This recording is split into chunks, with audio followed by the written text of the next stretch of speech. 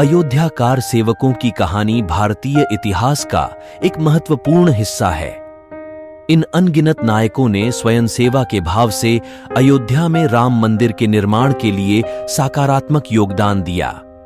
इनकी अद्वितीय कहानी में श्रद्धा और समर्पण का अद्भुत संगम है। यह कहानी उनके संघर्ष, आत्मसमर्पण और समर्थन की भावना को प्रकट करती है, जो उन्होंने मंदिर निर्माण के माध्यम से अपने आदर्शों के प्रति दिखाया।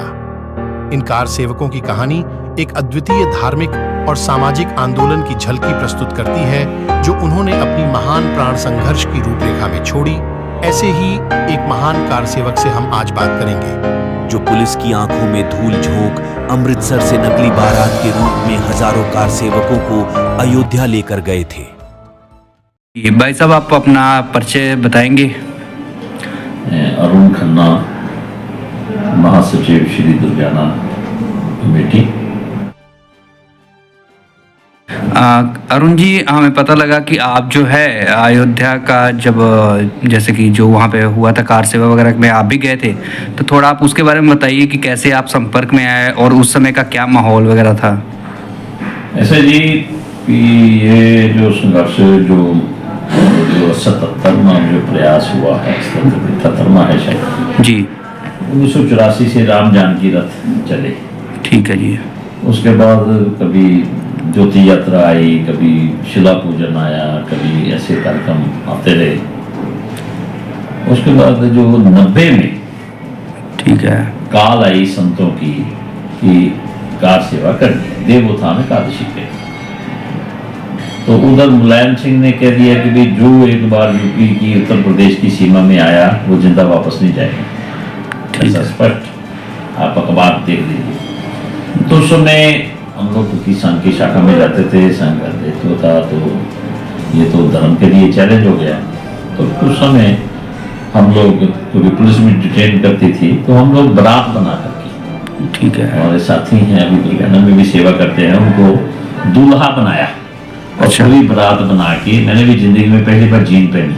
अच्छा। सब हम बना करके हैं शान शौकत से बारात बना के चले थे। फिर रास्ते में उन्होंने कहा जी चने, उन्होंने कहा खाने पीने के लिए लाना साथ में, तो चने की बोरियां थी हमारे पास। तो उन्होंने पुलिस ने पकड़ा, तो हमने कहा भाई पंजाबियों की जो बारात रहती है उसमें जब दूल्हा घोड़ी चढ़ता तो चने खिलाए जाते हैं, वैसे चने की दाल खिलाते हैं जी, लेकिन उस समय इतना तो बड़े दहशत में आखिर में हम लखनऊ पहुंचे। मेरे को याद है उस दिन जब हम लखनऊ स्टेशन पहुंचे तो उस दिन अडवाणी जी की गिरफ्तारी हुई थी। कोई दिन याद है आपको, क्या तारीख वगैरह क्या थी? नहीं इतनी याद है। उस समय लड़ाई में झगड़ा, पर इतना मुझे याद है जब हम लखनऊ पहुंचे थे उस दिन बिहार में अडवाणी जी का रथ रोक के उनको गिरफ्तार किया, इतना मुझे याद है। कौन सी तारीख आप देख लीजिए। उसके बाद हमको फिर वहाँ एक दिन रहे, फिर आगे हम जब गए तो छोटी लाइन स्टेशन मुझे याद है, लखनऊ में छोटी लाइन स्टेशन बोलते हैं जी, तो वहाँ से हम चढ़े। तो रास्ते में उन्होंने गाड़ियाँ रुकी हुई, आगे 1-2 घंटे के सफर में एक छोटा सा गांव था, वहाँ से फिर उन्होंने अरेस्ट किया। फिर नौजवान पाके दूसरी चलती गाड़ी में चढ़ गए, सामने आमने ऐसे 2 गाड़ियाँ थी, तो बुजुर्ग थे 40-50, फिर वो उनको भी संभालना था, महिलाएँ थी। फिर उनके साथ हम लोग उनको अनुवाद करके वो उन्नाव ले गए, उन्नाव जेल में हम लोग 12-13 दिन रहे। फिर वहाँ से वापस आए, फिर वापस वहाँ मत्था टेक के फिर वापस आए जब छोड़ा उन्होंने। अरुण जी, उस समय जो था, जब अमृतसर से कितने लोगों का जत्था गया हुआ था? अमृतसर से मेरे ख्याल से 1000 के करीब लोग। ठीक है। अलग अलग गए थे, के बोल के नहीं ना गए थे, मतलब जैसे इतने मालूम था सबका वो पर्चा बना था, आइडेंटिटी कार्ड बना था कि भी कल को वो कोई बिछड़ जाए, कुछ हो जाए तो उसको कोई दिक्कत ना रहे, क्योंकि अपना आदमी। ठीक है। और भाई साहब, आपका ना मैंने देखा कि एक तस्वीर बड़ी वो वायरल हुई है जिसपे आप भी चढ़े हुए हैं मस्जिद के गुंबर के ऊपर जी। तो हाँ, उसमें ऐसा था कि जब 90 में भी एक होता है 1.5 घंटा मिला था, 1 से 1.5 घंटा मिला था जो लोग वहाँ थे। ठीक है। तो साधन नहीं थे। उसके बाद हम 91 में भी गए थे। अच्छा। 99 तब भी वहाँ गड़बड़ हुई, जोश तो होता ही था। बजरंग दल में थे हम लोग, बजरंग दल महानगर का काम था मेरे पास अमृतसर, तो जोश तो रहता ही है। तो तब भी 1-1.5 घंटा मिला जी नहीं, कितना गिरा देते इतने ढांचे। तो क्या भाई ये 1-1.5 घंटा तो आता ही है। वो क्या होता है गवर्नमेंट का कोई सिस्टम का ऐसा है, ऑर्डर लेना ऑर्डर जाना, तो उसमें फिर वो इस बार गया कि अगर दाव लग गया तो इस बार तो कंगी बांधेंगी। पंजाबी में कितने कंगी बना, जी जी जी कंगी बांधेंगी। तो उस समय जब इधर से गए तो फिर ठाकुर जी ने कृपा की और अमृतसर के भी बड़े जोशीले थे, बजरंगी सब थे, बाकी भी स्थानों के थे, सब प्रांतों के थे। और महाराष्ट्र की तो महिलाओं ने बहुत जख्मियों की सेवा ये की। अमृतसर के कार्यकर्ता तो गुम्बद के नीचे दब गया था, पसलियाँ टूट गई थी उसकी, बच गया बाद में। तो फिर जब हम लोग वहाँ पुलिस तो ढूंढ ही रही थी जी, जब हम लोग वो सब करके आए तो रास्ते में समय मोबाइल थे नहीं। तो लुधियाना में एक कार्यकर्ता था, वो आके बोला कि पुलिस वहाँ ढूंढ रही है आपको, तो आप पता जाना। तो कार से मेरे साथ थे, तो यहाँ जब आए तो शिवाला भाइया के पास कार्यकर्ता खड़े थे झंडा लेके। तो उस दिन बंद भी था शायद, तो उन्होंने गाड़ी रोक ली आउटर पे, ठीक वाला फाटक पे। तो उन्होंने कहा जी उनको उतार, तो मेरे को उतार दिया उधर। तो मैं उधर से एक कार्यकर्ता के हाथ से स्कूटर पे वहाँ से फिर मैं घर नहीं आया। अच्छा, फिर 3 दिन बाद, फिर 2 दिन के 3 दिन बाद हमारे फिर बैन लग गए। फिर 10 महीने फरार ही रहा। ठीक है। 10 महीने तो था भी, डंडा लगा था, पुलिस घर में भी परेशान करती थी पुलिस। और हमारे गली के 2 दरवाजे थे, दोनों पे सादे कपड़े में पुलिस बैठती थी। घर की महिलाएं कहीं जाती थी तो उसके पीछे पीछे जाते थे। तो ये नन्ना कैसे किसी की गड़बड़, शादी मेरी हो चुकी थी, बच्ची थी छोटी। तो उस समय घर में भी एक रेड पुलिस पार्टी रेड करती थी, वो जाती थी 1 घंटे बाद दूसरी आती थी। लेकिन एक जो बात है जो आपके माध्यम से कहना चाहता हूँ, आज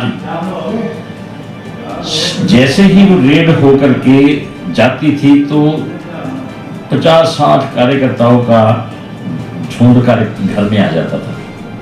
तो ये एक बहुत बड़ी एक ताकत दिखती है, हिम्मत जो है वो परिवार की भी बनती है। तो ये जो है बहुत ध्यान रखना चाहिए, जो आज की आपकी जैसे नई पीढ़ी के जो लोग हैं, हम तो अब बुढ़े हो गए, अपने 65 साल के हो गए, तो ये बात जिंदा रहनी चाहिए। संगठन जीवित वही है जिसकी आत्मा जीवित है, कोई भी रहे हुकूमत में। लेकिन नौजवान जो है वो गलत बर्दाश्त नहीं करता। और अगर किसी पे कोई मुसीबत आ गई तो मुझे आदेश था कि भी तुमने गिरफ्तारी नहीं देनी, जब गिरफ्तारों के अंदर आराम से बैठते तो फिर नई वर्किंग करना था। तो वो हिसाब से ये मुझे कटा दी थी, दाढ़ी वाली थी। एक बार तो मेरी सास और मौसी सास दोनों मेरे पास से निकल गई। अच्छा, पहचान में नहीं। तो वो समय था।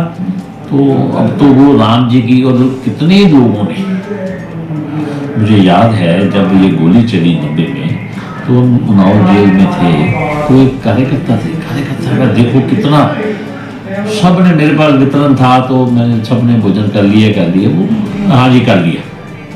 एक दिन में मेरे को दो दिन बीते तो मुझे शक हो गया कि इन्होंने भोजन करते मैंने इनको देखा ही नहीं पंगत में। तो इन्होंने कहा कैसे लिए? फिर मैंने एक को कहा कि मैं इनके ध्यान रखना।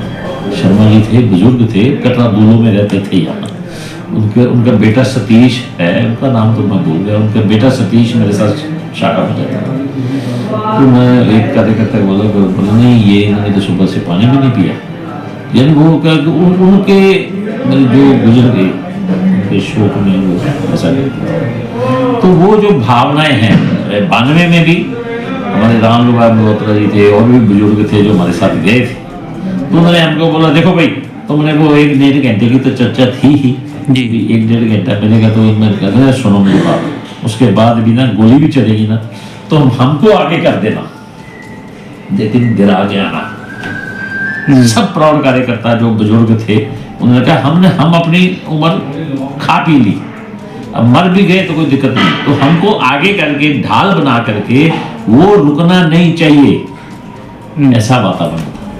तो वो जो है वो भावना जो है उसके कारण से ये जो ढांचा गिरा, गुलामी का कलंक टूटा। और ये आप देख रहे हैं क्या न्योता आया है, मन को बहुत प्रसन्नता हुई कि चलो ठाकुर जी ने हमें कृपा की, हमको भी इस योग के समझा रात निकल आई कि ये अब उसके साक्षी बनेंगे। हमारे घर में मेरे माता जी पिताजी गए थे देखने, वो मन में लेके चले गए, है जी।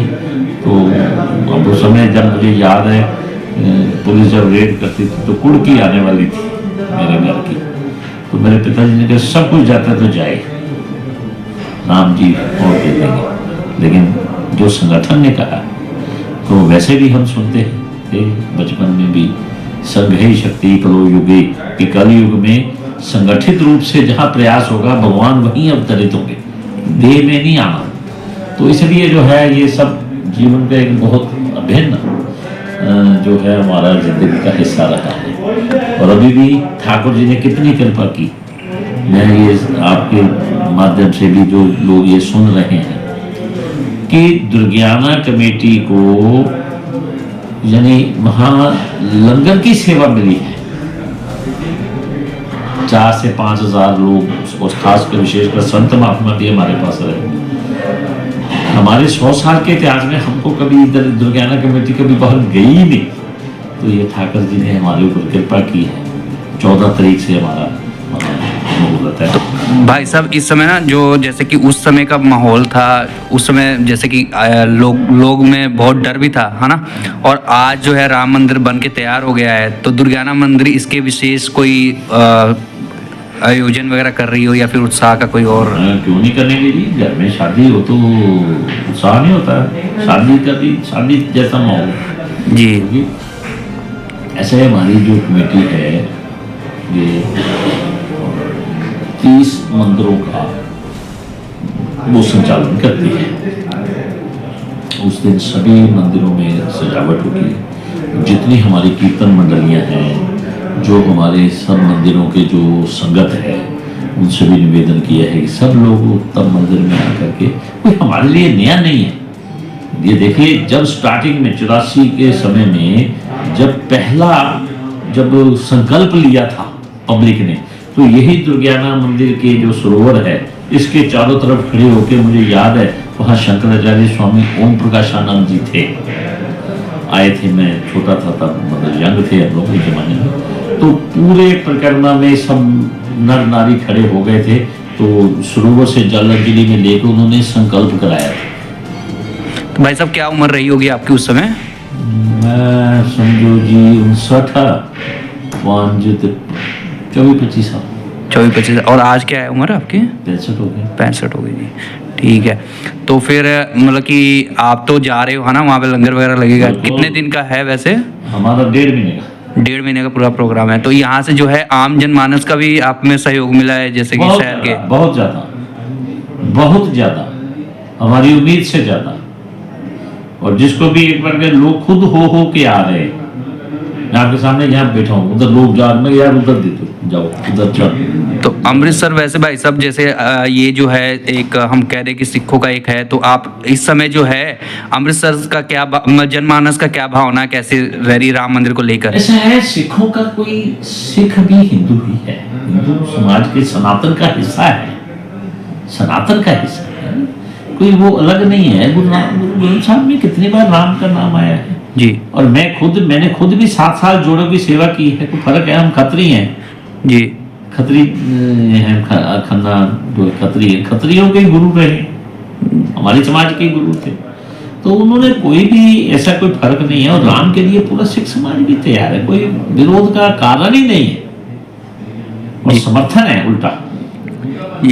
लास्ट में बस एक लास्ट में ये कि आप हमारे माध्यम से कोई जनमानस को कोई आप संदेश देना चाहते हो राम मंदिर के उपलक्ष्य में, तो वो विशेषकर नई पीढ़ी को जरूर मैं ये कहना चाहूँगा कि देखिए इतने सालों में लाखों बलिदान हो गए। हम हैं, ये साधन है, आपने हमारा इंटरव्यू ले लिया, लेकिन जो गए उनका तो नाम भी मालूम नहीं। तो उसको याद करके आगे से ऐसा समय ना आए कि हमारा देश जो है, हमारी जवानी नशे में चूर होकर के लटक जाए और हमारे देश को फिर वो दिन देखने पड़े, क्योंकि जो जवानी जागती है उस देश को, उस संस्कृति को कोई छू नहीं सकता। तो इसलिए जगें और जगाएं। और जी धन्यवाद भाई साहब। जय श्री राम जी, जय श्री राम।